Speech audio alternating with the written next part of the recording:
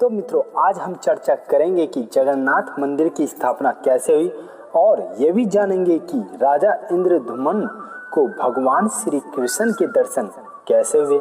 तो चलिए जानते हैं कथा के द्वारा। तो बने रहिए हमारे साथ इस वीडियो के अंत तक।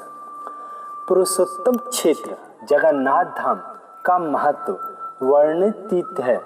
यहाँ भगवान श्री कृष्ण पुरुषोत्तम नाम से विख्यात हैं।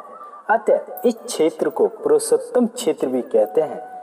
इस क्षेत्र का नाम लेने मात्र से मनुष्य मुक्त हो जाता है। बहुत पहले समय भगवान ने इस क्षेत्र में नीलमणि की प्रतिमा बनाकर स्थापित की थी। उस मूर्ति का इतना प्रभाव था कि उसके दर्शन मात्र से लोग मुक्त हो जाते थे और उस प्रतिमा का दृश्य आज भी दुर्लभ हो गया है। दूसरे सत्य युग में राजा इंद्रद्युम्न ने पुनः उस प्रतिमा को स्थापित करने का प्रयास किया। राजा इंद्रद्युम्न की राजधानी अवंती उज्जैन थी।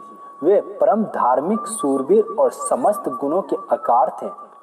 वे प्रयत्न पूर्वक गुरुजनों की सेवा और सत्संग किया करते थे। इसी का परिणाम निकला है कि उनके मन में इंद्रियों को रोककर मोक्ष प्राप्त करने की इच्छा जागृत हुई।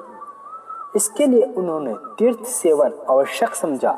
शीघ्र ही वे किसी तीर्थ के लिए उज्जैन से निकल पड़े। प्रजा उनसे पिता का प्यार पाती थी, अतः सारी प्रजा उनके साथ हो गई। धीरे धीरे वे दक्षिण समुद्र बंगाल की खाड़ी तट पर आ गए। एक और समुद्र लहरा रहा था, दूसरी ओर उसी के तट पर एक विशाल बट वृक्ष भी शोभा पा रहा था।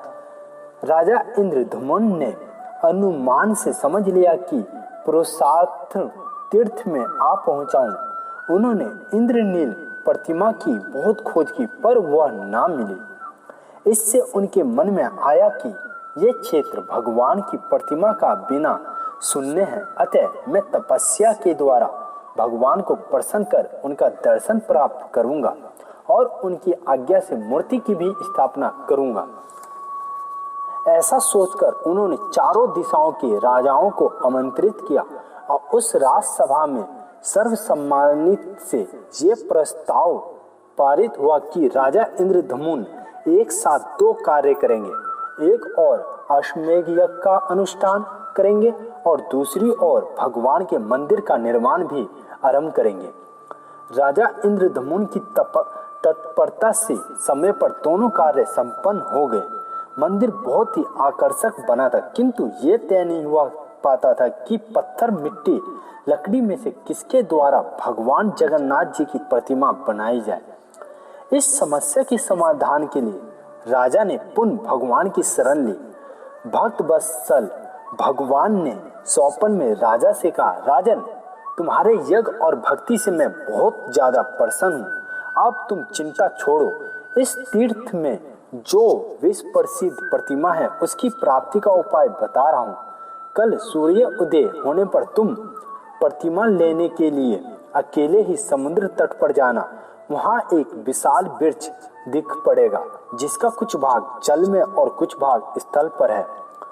कुल्हाड़ी से उसे काटना।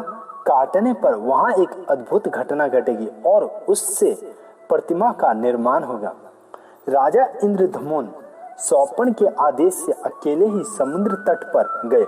वहां लहलहाते हुए वो वृक्ष दिख पड़ा। उन्होंने सौपन देश के अनुसार उसे काट गिरा। इसी समय भगवान विष्णु और विश्वकर्मा ब्राह्मण के वेश में वहां आ पहुंचे। भगवान विष्णु उनसे कहे, आइए हम दोनों वृक्ष की छाया में बैठ जाएं। मेरे यही चतुर शिल्पी हैं, मेरे निर्देश के अनुसार यह उत्तम प्रतिमा बना देंगे।